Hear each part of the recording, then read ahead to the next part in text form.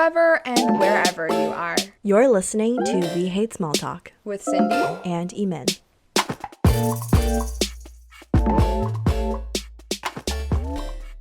Welcome back, everyone, to We Hate Small Talk. And this week, we are talking about something very different, as you can tell by the title of the episode, husband hunting in our 20s.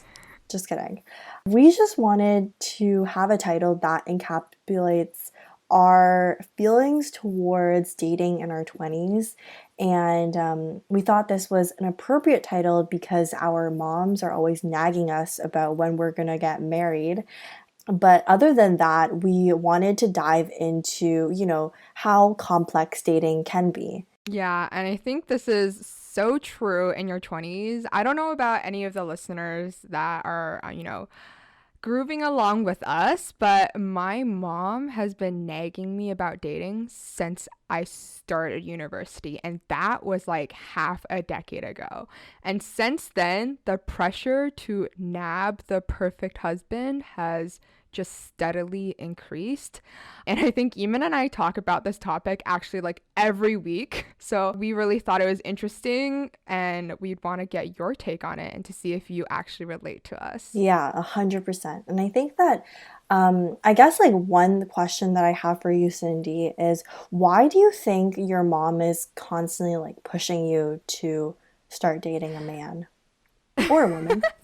Yeah, to find a partner in life. No, I think my mom is very logical in what she thinks because she tells me the reason she pushes me is because university is one of the instances in your life where you're surrounded by very, like-minded individuals in relatively the same age range. And she was like, at what age will you ever find the same pool of eligible bachelors, that aren't already nabbed up by other people? And I have to say, she is correct in what she thinks. That's so interesting to me because I like think back to when we were both in university. Mm-hmm. I've never dated someone from Western, and I've never dated someone from Ivy. So obviously, I'm not following your mom's rule. I'm probably doing something wrong. Just kidding. But I just find that so interesting because although you are in a pool of eligible bachelors, it's a whole different question of whether you vibe with those bachelors. Do you know what I mean? Every time she tells me this, I look around at the people, surrounding me or like friends of friends. And I'm like, if this is my pool, then I'm never getting married in my life. Like, this is it. Like, I hope there's greater pools out there, And I wonder if it's almost like something to do with our personalities. Like, I feel like we both kind of have that we want what we can't have mentality. So like, if you present us with things that are just right in front of us, we're not going to want them. Yeah, it's a type of self-masochism where we we don't like things that are just steadily available and we want to cry and be in pain and suffer for things that we want. Exactly. Make it as hard as possible. Yeah, and I think like another reason of why we've stayed single for a relatively long time is that we agree on the importance of really knowing and being your best self before you kind of jump into a relationship, right? Mm-hmm. I feel like every single time I was able to jump into a relationship has been times where I felt very at peace with how my life was going and who I was as a person. And my friend, our housemate actually, pointed out to me how like every time I jumped into a new relationship, I was beginning like a new chapter of my life because like the first time was going to business school and the second time was like going into the real world. So that's like something very interesting that I definitely think it happens for a very specific reason. And it's because like I am at peace with myself. Yeah, I always joke to Eamon that it was like she was in a video game and she was leveling up and unlocking an achievement through dating. And it's almost like she's gaining new capabilities every time she dates. I think that we both agree on the fact that it's really important to know yourself and be the best version of yourself to be able to find someone, that you could have a good, serious relationship with. And I guess like for you, why have you decided to stay single?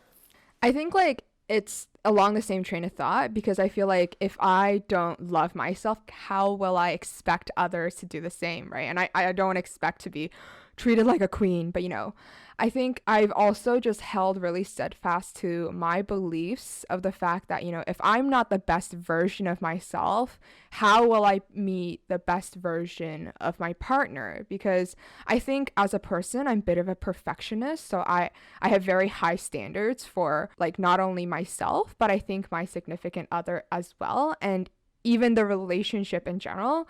And that's something that a lot of people have pointed out to me is that I romanticize or I expect too much from something before even starting. And I have to agree, but in my 20s right now, I think I have very little time available that I could be actually dedicating to myself and being happy with my company, or unlocking new skills versus meeting someone or getting to know them and that gross process of dating. Oh my God, don't even get me started. I completely agree. Like that process of like just initially finding that one person you are deciding to like talk to or go on dates with, but you have to like talk to them and get to know them. Like that process is so exhausting. And I relate. It's like the worst, in my opinion, the worst part of like the dating phase. But I guess like in terms of getting to the best version of yourself, how do you know when you're at that version? Because we're always developing and growing as people, right? So like Mhm. how will you know, Cindy, when you're ready to date someone? Or is it because like the right person hasn't come along yet? Yeah, I think like because I have such a regulated mindset, if someone were to come along and break that, mindset I have, and they're just really great and I can see myself like growing with them, yeah, then I would be willing to date. Almost like if it was a punishment, but no. I mean, like if I find the right person that I really vibe with, we have a lot of the same values, we aspire for the same things, then like dating for me doesn't become something that I feel is a waste of my time, but rather a really good investment. And it's interesting you mentioned the talking to people part, but like I think for me, talking to other people in general is already tiring. So I never want to do that over and over again. Oh my gosh, yeah, I feel that, and I feel like you mentioned something that I want to, I guess, talk a bit more about, which was the fact that you were like, if the right person comes along, Hmm. and I feel like a lot of girls have that mentality, and I honestly had that mentality as well. Like when I'm talking to my girlfriends, like they'll always be like, if the right person comes along, then I'll date them. But like, what do you mean when the right person comes along? Like, I feel like with dating, I used to think that it would happen organically and naturally. But now I think my opinion on that has changed. Like, I think you have to really work for it. And it's like almost a part time job. Like, if you want to date someone, you have to put yourself out there, you have to seek people, you have to let people know that you're seeking. And it's like you can't just expect someone to come along because that is like one in a million. Yeah, I think the entire process of dating someone has become very evolved. Let's just say, like, if we were to liken it to, it used to be organic, the plant would just grow by itself. Now you have to, buy fertilizer, you have to like invest in pesticides, like everything that you do is kind of, like you said, like a part time job. You have to dedicate a lot of time and effort into it. And I think that's maybe one thing that turns me off because I just don't have enough time on my hand to dedicate. But what you said about the right person, I definitely believe that, at first glance, like the appearance is, what draws you in at first. But I think aside from that superficial bit, one thing that really matters to me is how our values align and how our personalities mesh. And so I think one thing that I think is really important to not only understand yourself before you get into a relationship, but also like navigate the relationship is knowing what your love language is. 100%. I think that knowing your love language really sets you up for success, even just like starting to talk to people. Like, I honestly think it's such a good like first date topic with a partner because you know like right off the bat if you guys will have the same love languages or different ones and then you can adjust accordingly. And I think it's totally like doable to date someone with a different love language than you. Like I think Mm-hmm. it's pretty common. Mm-hmm. I feel like guys oftentimes their number one will always be physical touch. I'm definitely generalizing, but I've definitely noticed that. And I think for girls it's a bit different. So I guess Cindy, do you know what your love language is? Yeah, as a, Leo, and as any other, fire sign, usually my love language is words of affirmation. So like, tell me I'm pretty, tell me I'm smart, like that type of thing. But also, surprisingly, my other love language is actually, I think, quality time. And it's not even just about like doing anything with that time, but I think like companionship is pretty important to me because we can just sit there and watch a show, but just to have you there is like really great. You know what's funny is I have the exact same love languages in that order as you, Oh, okay. which makes a lot of sense because we're friends Yeah. and we probably like communicate the same way with each other. And Mm-hmm. yeah, like for me, I'm also a fire sign. I'm a Sag, for those of you wondering. Uh, no one was wondering, but I definitely think words of affirmation is my number one. Yeah, like I need to constantly be told that they love me, that they appreciate me. Like I just need constant affirmation that, like they're still into me, which can get annoying. But yeah, that's how I am. And then number two is quality time. So I think like it's really important for them to show me that they're willing to spend quality time with me and um, like put in the effort to come and spend quality time with me. Mm-hmm, exactly. I think for you men, just to generalize, you need to stand beside her 24/7 with a megaphone and tell her that she's gorgeous and, hype her up and things like that. And, that's just the perfect recipe for a harmonious relationship. But you know what the problem with that is because I'm a Sagittarius, like I hate people that are too clingy. Like it turns me off when someone's too clingy. So I really like when a guy can just know, okay? He can just read my mind when I need the attention and when I need the space. Like that's the perfect man. Yeah, and I said like it was interesting that my second quality is quality time because I love being alone and I hate like constantly being with people because I just get so drained. So to have that be my number two, I was kind of like, so like the Lord just never wants me to find a partner because I want to be alone, but I also want to be with people. It's that mentality of like, go away, but not too far. Yeah, 100%. Like you always have to be in arm's reach. So if I need you, I can get you.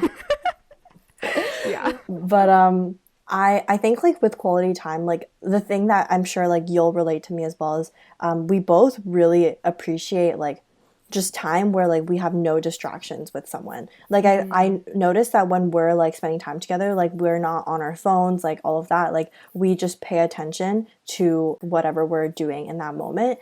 And I feel like that is super, super crucial for me when I'm dating someone. Like if they like pick up their phone, if we're on like the first few dates, like that is such a big no-no. Oh my God. 100%. I think one of my biggest triggers is if someone has their phone out if we're watching a movie. It's like, I don't care if you're watching the movie or not. I just want you to pay attention to the atmosphere that is here, right? And I also think, like, if you're on a first date and someone pulls out their phone, like, that's such a huge blow to the ego. It's like, wow, your phone is truly more important and engaging than I am. I can see it from a guy's perspective, like maybe it's like nerves and just like habit, but yeah, I think like from a girl's or not a girl's, but at least from our perspectives, it's definitely a no-no, a big no-no. Yeah. I think like in terms of the rest of our rankings, like do you know how the next like three go for your love languages? I don't think I. Okay, well, I think I can piece it out. So I think my next highest is gifts, and then last two are okay. So the second to last is acts of service, and I know this because I think growing up in an Asian household, like this is expected for me. like I almost like view that as like the standard, and then the very last one is actually like physical touch. Like I think as a person, I just hate when people like just touch me out of nowhere. Like I'm like very protective of my personal space. So if someone random just hugs me, I get very uncomfy. Yeah. I think like for me, like my third one is actually physical touch. So Uh, I feel like, especially like in a relationship, I'm like way more touchy than I am with friends. So like I all right. Eamon always wants to grab her, man. okay, the face that you made was so no, don't look at me like that. No, but I think I like physical touch sprinkled in there. Like I think it's important. And I think that if you're deprived of it, then you definitely feel it. Were you just subtweeting me just there? Like, Um, and then my fourth one would probably be gifts. And then my fifth one would be acts of service. And I think I relate to like the expectation of acts of service. Like I honestly think growing up in an Asian household where my parents like only did acts of service to show me their love, I like kind of just expect it and I don't appreciate it as much because it's like so normalized yeah, for me. exactly. And I think like for me, like I'll do acts of service for someone, but like it's like normal. It's not like me like trying to like be overly loving to them. Yeah, exactly. It's like I'm almost not expecting anything, or like I don't treat it as like I'm doing you something special. I think it's just like a very basic human thing to do. But I can see that for people who didn't grow up in household like ours, they could see this as like, oh, I'm going out of my way to do something for you because I like you. But for me, it's like I would do this for anyone. Okay, well, I think like knowing that you also like the same love languages that I do, I think it's been very advantageous to like just know someone's love language and know like how you can make them feel better when they're feeling sad or like just on a regular basis. But another thing is, how do you feel about guys giving flowers and jewelry? Okay, that is a spicy topic because I think it's really polarized. Like you can be either like camp yay or nay. And I think I'm a strong camp nay, because I hate getting flowers as a gift because they die, and I hate that like I'm also allergic to pollen, so I just hate flowers in general. And I think jewelry is something so personalized that I would want to pick it out myself. And I almost want to like be matching with my significant other, like that like Asian concept of getting like matching rings or like matching jewelry. Like I think that's super cute, and I feel like it's a really great couple activity to go and pick that out. But for the guy to, get me flowers, I feel like that's just like they didn't even have to put any thought into it. They just got me random flowers. And jewelry, I feel like, yeah, I would just prefer as a control freak to pick it myself. So anything beyond like jewelry and flowers, I think is a good gift. Like those are my two no-nos when it comes to gifts. That is so interesting because I think I'm the complete opposite of you. For flowers, I think that if you're giving it for like a birthday or a Christmas present, I think it's a no-no just because like I think for those celebrations, they should definitely be bigger gifts. But I think for Valentine's Day or for like anniversary, I think flowers is such a good gift. Because I think you don't give flowers that often, or like girls don't receive flowers on the reg, receiving them like once in a while is like pretty special. And I think the reason why I think it's also a sweet gesture is because of the fact that they do die. Oh. And you're willing to spend your money on something that isn't permanent. So, like, it's not like the best use of your money, but it's so symbolic. Oh. Because I feel like there's a reason why flowers are romanticized and used for like Valentine's Day, right? Because it's like such a symbol of love. And I think it's like really like sweet, just like the thought of like a guy like going out to pick out flowers for a girl. I don't know. Okay. How about jewelry then? I think it's such a good gift for any kind of occasion. And I think I'm not picky with like what people get me, but at the same time, like I want them to get me like something that I'll like. So so I think it's like it doesn't hurt to ask, you know, like what kind of jewelry are you like looking at right now? Or like what would you like? But that kind of ruins the surprise of it, right? It does kind of ruin the surprise, but I also think that if they were smart, they would just go, okay, maybe this is not a good idea, but like they would go on your computer and type in jewelry and see if any sites have been clicked already. Okay, so you're a proponent for your significant other checking your browsing history. This is opening a Pandora's box. Oh my God. Okay, yeah. Actually, like checking browsing history, I don't know, like I think that's like another whole topic on like in and of itself. If you should, you know, go on your partner's phone or computer, if it's acceptable, all of that. But yeah, I think like at the end of the day, like TLDR is I'm for jewelry and flowers. Yeah, and like I think this just kind of ties up our thoughts on like love languages, like relationship dynamics, but like now that we know all of these things, apparently like we're ready to find our husband, right, Eamon? No. There are so many things I think we need to know when we're going into dating. I think we've talked extensively about this, like red flags to watch out for, just like different things that we expect. And like, I just think that the older that you become, like the more complex dating someone is, you have to be aware about their past. It's just like so it's so hard. And with the emergence of like dating apps and like it being super normal now, like it's hard to get to know someone and know exactly what you're getting into when you meet someone online too. So like I just think that, you know, husband hunting is a very hard thing to do. How about you? Yeah, I agree. And I think this is maybe not like constrained to a certain gender. Like girls and guys, like we all have a lot of difficulty finding a significant other online, especially like there are so many things that you have to watch out for now. And I think there are so many red flags out there. This is gonna sound a little psycho, but honestly, I don't care.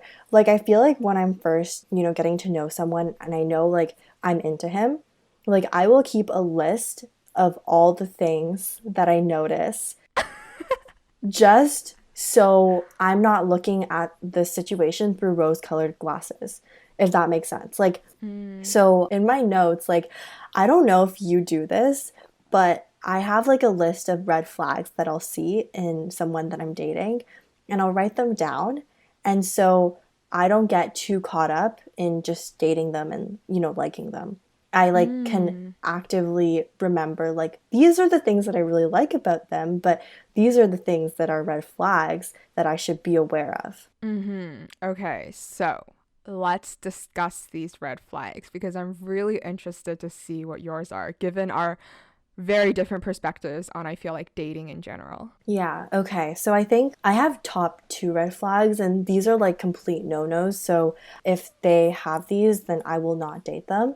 And they are the fact that, like, if they've just gotten out of a relationship, or if they're still friends or talking to their ex. Mm, And I think it's very, like, situational, of course. But generally, I find it to be such a red flag if I'm like talking to someone and they tell me that they like got out of a relationship a month or 2 months ago. And I feel like for some people, maybe a month or 2 months is like long enough to get over it. But mm, I guess for me, it's like how long were they in that relationship? If it was like a 6 month relationship compared to like a 6 year mm. or any time in between. Like you really just got to assess the situation case by case. But that's one red flag. And the other is if they're still friends with their ex. I think it really is also situational, but at our age, because we're only what, 22, if they're like friends, that means that they either dated them in like middle school, which is okay. Like, I don't care about that. But like, I don't think enough time has gone on for us to be like friends with our exes like right now. So like, I just wouldn't date someone if they're friends with their ex. Okay, that's kind of interesting because I see it in the way where it's like if you've just gotten out of a relationship and you're back on the market so soon, it's almost like you're disrespecting your ex. And what if I become that ex, right? It's like you didn't treat me with enough sincerity that, like, wow, like a week passes and you're up on your feet again. I almost feel disrespected. So, what do you mean? Like, it's not a red flag? Like, they are probably over their ex? No, no, no. I'm saying it's 100% a red flag for me too. It's like if you're almost getting into a relationship so quickly and there's no kind of space in between, like I'd almost feel like I was the rebound if you're hopping into a relationship with me. Exactly. I think that's exactly why I wouldn't do it, is because I don't want to ever be a rebound. And I like am protecting myself from even the possibility of me being a rebound by Mm. like having those guardrails in place. Okay. How about you? I guess mine, like my first one is I always want to know how this person treats other people. And like I think a good way to see their character is how they treat people below them on the, I guess, power dynamic or power hierarchy. Especially people like seniors, children, service staff, like these things I look really closely at. And I think with seniors and children, it's more difficult. So, like, service staff is my proxy almost. Like, if we're out on a date and this person is treating the waitress rudely or, they're just like not engaging with them, I think that, maybe this person's too entitled because, like, it just shows me that they don't care enough about people that are weaker than them. And it just gives me bad vibes. You know what I mean? Yeah, I completely get what you mean, but I want to just kind of, push back on that one because what if they're really shy?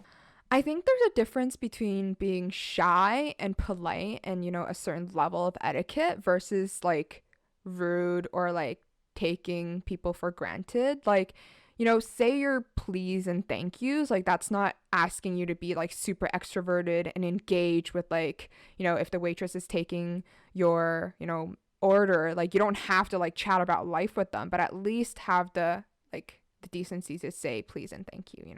Yeah, 100%. I think that's such a good thing to look out for in first dates, and I definitely do that as well. And I think relating to that is how they treat their family and if they have a good relationship with their Mm, family. yeah. And I think that's like something that you can kind of just tell by talking to them and asking questions about, how they treat their mom or like what their relationship is like with their siblings. Like, I Yeah. think that it's kind of a red flag to me if they have resentment towards siblings, like if they have siblings, or Mm, if they don't have like a super good relationship with their parents, just because I feel like I come from like a family where even if you don't like certain aspects of your family members, like you always respect them and you always try your best to have a good relationship with them. yeah, like being an only child, I don't get this whole like sibling rivalry thing because I think for me, like no matter what happens at the end of the day, family is family. And like I have a really good relationship with my parents. So I think you don't even have to ask them. Like I would want to see if this person brings up their family just in conversation because then it shows that they're in, contact with their family, they care about them, they'll bring them up. Like that's something that is, I guess, a really good like bonus or like if we're doing this on a points by basis, like this is a huge plus for me. Hmm. I guess then, how would you feel if the person you were on a date with brought up their ex? I think for me, like I don't really get jealous that easily. So I almost see it as like a plus that they can talk about their ex in a friendly manner. Like I think I always like distrust people who talk shit about their ex because it's like, I could be that ex or like if you all your relationships, your ex is always the bad one, like they're always the enemy, I would say, then something is clearly wrong here, right? If people just, grew out of a relationship or, parted on like amicable terms, then I actually have a lot of respect and trust with that person.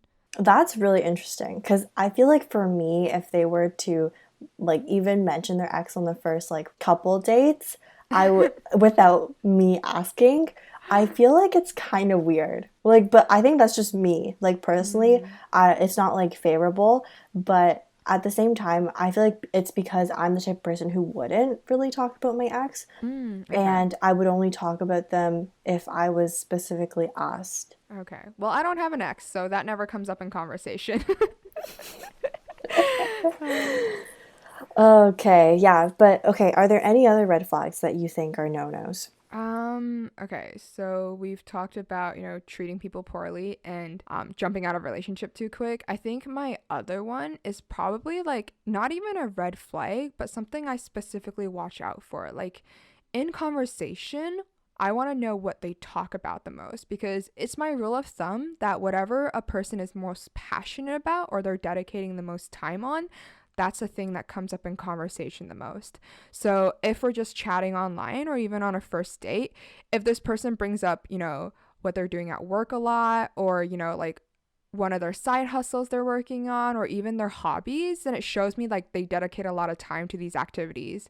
Versus if a person all they talk about is like, oh my God, have you seen this show? Or like, oh my God, I go to raves and I go to parties. Like, then it shows me that's what you're dedicating the most time to. That's actually quite interesting. Like I never thought about it like that, but I think yeah, like just the importance of like knowing what they value in their life. I Yes. think that's like yeah, that's a huge indicator of whether or not you would work or vibe with them long term. Mm-hmm. And I completely agree. Like I think we have similar types when it comes to that, like people who are career oriented and Workaholics like us. hardworking. Yeah, yeah, exactly. I think it'd be quite hard to like date someone who wasn't career oriented because I think we both are. Yeah, ambition is one of the traits that I value the most, I think, in a significant other. And, like if people know me in person, they're like, yeah, 100%. Because I think that's one of the things that I value in myself as well. So if someone doesn't know where they're going with their life, like that's completely fine. But to me, that shows that we're really just different people. And probably could not mesh as well together. Yeah, for sure. I think that ambition is important to me, but I don't know if it's one of the things that I value the most. Like, Oh, okay. I think what I really value is like their character Mm. and if they're just like a good person. Like, I I know we're really asking for the bare minimum here, but I just want to know like I don't know how to put it into words. Honestly, it's hard, but like someone who has a good character. Okay, so just to sum things up, I am looking for a business partner and Eamon's looking for a hubby. So this is why she is dating and I am not. Oh my gosh. I think maybe one of my other red flags is like this is maybe because I'm like very appearance based as like a first impression. If they, took the time out of their day to like dress up or like to organize themselves or even like, if this is a first date, like did they make the plans? Are there proper reservations or are we waiting or like what is going on, like just being organized and like caring about your appearance is super important. Yeah, 100%. And I actually thought this was really important to me until until I don't know if I can say this. Okay, I actually thought this was very important to me, but I also realized like there are trade-offs. Like you can't find the perfect person. Like if Mm-hmm. you're looking for something in one area, then you're going to have to give in another area. And sometimes it's just going to be their style or just kidding. I think it's important to know your top three things that you want in a partner, but then know, like, for every other thing that you might not get it. Yeah, okay, so I'm not talking about being a fashionista, but like comb your hair, take a shower, put on deodorant, like truly the bare minimum at this point. Yeah, yeah. But I think, yeah, showering, oh, that is a big one. Like, I think that if you shower before a date, like, we notice, like, we love the scent of body wash. Yeah, like I've heard horror stories of people like literally showing up in like sandals or something to like a dinner date and that just like I think dressing for the occasion is not asking for much. Like I don't need a full like tux or like whatever, but I think like matching your attire to the occasion. If we say we're going to go on a hike, like don't show up in like a freaking button up, but if we are going to a restaurant, if you're wearing like shorts or like sneakers, I'm leaving. All the men listening to this are probably like, oh shit, that's me. Yeah, khakis and boat shoes. I see you. Yeah, I don't think I agree with that. Mm. Just because I have lower expectations. Okay, but But I don't think you'll have to worry it because you mentioned to me once that you're into finance guys, right? And they know how to dress, so which I think is I perfect. think this is a deep, dark secret that I haven't even come to terms with myself. But I think like the finance bro aesthetic is something that I am drawn to. Sadly, sorry finance bros, but yeah, I think it's just because they're like a combination of things that I look for, like ambition, prestige, like things like that. And so, add those together and you've got yourself a finance bro. But also, I think it's also just us differing in like how we live our lives and our personalities. Like, I think I always try to like maximally dress for any occasion. And I love the process of getting ready. And I spend a lot of time on like my outfit, my hair, and my makeup. Partly because I really enjoy that process and I want to look good for myself, but also partly I think it's like basic human etiquette to want to dress up for the other person. And I'm not saying Yemen is a slob, but I think she just cares less about things like that. I remember when we would get ready to go out for the night, and you would fully be like, I remember I would take a nap before we go out because I was so tired, right? And when I woke up from the nap, you were like almost done putting on your makeup versus me, I was like, oh, I still have to shower. But it's like different because Yemen can just put on eyebrows and like eyeliner and she's done. Whereas me, I like do the full like skincare routine. I'll put on the full like face of makeup because I want to make an occasion. Like it's not every day that I will muscle the energy to go out. So when I do go out, I don't like I literally go all out. And I think that you've inspired me to make things more into occasions. Like you've and like I think I've learned the importance of like, like living your life to the max. And I feel like whenever we get together, like I actually really enjoy the process of getting ready and putting more than just eyebrows and eyeliner on.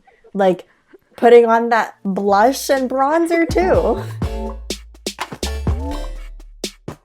Okay, how do you approach a guy? I want to know. I'm curious because you've never told me Oh, like this. the play by play?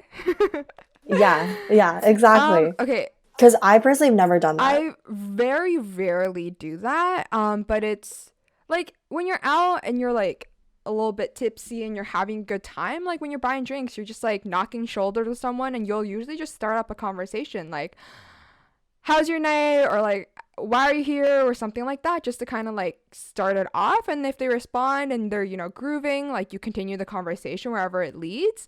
But I've usually just done that if I've just been in the right place, buying a drink, and also the person next to me seemed friendly and I was like slightly attracted to, then that's kind of setting the stage. But I don't want to say this, but like I've not really had to. It's usually the guy who kind of strikes up a conversation if I'm waiting at the bar. And I honestly applaud guys for doing that because holy shit, is it difficult to take the first step. Yeah, 100%. I completely agree. I think, okay, this is why I've never been in this situation, like at least at the bar, because I feel like I never buy drinks. But yeah, that's really interesting. And I think like it's shitty that we're in this COVID time. Like obviously it's a good thing that bars and clubs are closed, thank God. But Mm-hmm. it's made dating for people in their 20s so much harder, or like people of all ages actually. But Mm-hmm. I guess like with that, how do you feel about this whole dating thing going forward, living, with Jessica, asking you about it every day? Yeah, my mother, Jessica, is on my ass every single day about finding a potential husband. Not even husband at this point. She just wants me to date anyone. And I think for her, it's a genuine concern because I've never shown really interest in dating. And she's like, oh my God, Cindy is going to fucking die alone with her cats. And, that's a possibility I'm completely fine with. But for her, it's about me just almost networking in a way, like meeting people my own age, getting out of my comfort zone. And she is a huge proponent of the apps. Like, she's always asking me, hey, have you heard of this thing called Bumble? And I'm like, yes, I've heard of Bumble. And she's like, why are you not on Bumble? Like, why can't you try to talk to people online? And I think I've always felt like I didn't really enjoy because it wasn't that real when you're talking to people, like especially during the pandemic. There's so many people online. People are just there because they're bored and not actually like caring about finding someone they vibe with or like actually like partaking on a relationship. So I've always like rebutted her with the fact that, I'm focusing on myself in the pandemic and this is a period of time for self-reflection. And, I've always just said, my friends are in, other workplaces and they're going to introduce me to their coworkers and that's how I'll find a significant other. So, Eamon, like, I'm counting on you here. Okay, well, let me just tell you that all my coworkers are married and have children, but I'll keep a lookout for you, you never know. Yeah, like I'll definitely keep my eyes out. But I guess just to kind of wrap up, like, are there any thoughts about how your perspective on husband hunting has maybe changed after this conversation, or like anything you thought was interesting? Yeah, I think my perspective on actually like finding a husband is that I don't expect it to happen at this age. Like we're so young. We're in our early 20s and we have so much more life to live before we're ready to like settle down with someone permanently. Just thinking back to like who we were 4 years ago at the start of university, 5 years ago now, holy shit. Gross. To like, yeah, who we are now, like we're completely different people. And I can say that for both of us, like with a fact. Mm-hmm. Yeah. So that means that in the next 5 years, we're going to be completely different people as well if we continue on this trajectory of self-growth, which I am completely sure we will. Which means that, like the people that we're dating and we're meeting now, like they're either going to grow with us or they're going to grow apart from us. And that's just the sad truth of life. So I think like even though I date people because I see some end game potential in them, like I think it's like it's always good to like have your expectations set and to be okay with whatever happens is going to happen and just know that everything happens for a reason. Yeah, definitely. I think I've actually realized that maybe I need to think less with my head and feel more, I guess, with my heart when it comes to relationships, taking a page from your book, Yimin. And maybe, who knows, I'll re-download one of the apps and give you guys a play-by-play of how I navigate dating in the 21st century. Honestly, Cindy, I think that I would be the happiest person if you did that. Not even Jessica. I'd be like, oh my God, please let me craft your messages with you. Let me swipe with you. Yeah, and I mean, listeners, feel free to join us on that journey if you're interested. And of course, share with us your thoughts on our Instagram at We Hate Small Talk. And I guess that wraps up this week's episode. Thank you guys for listening, and we'll see you back next week. Bye.